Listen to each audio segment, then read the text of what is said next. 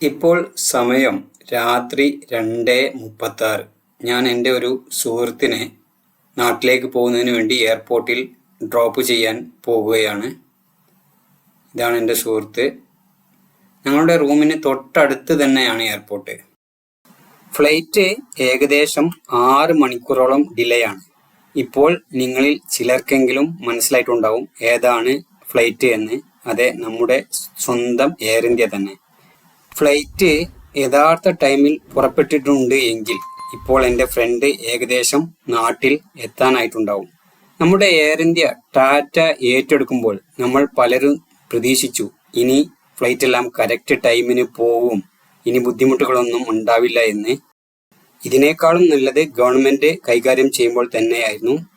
Anyway, എൻ്റെ front അദ്ദേഹത്തിൻ്റെ luggage എല്ലാം എടുത്ത് ബൈ പറഞ്ഞ് എയർപോർട്ടിലേക്ക് പോയി.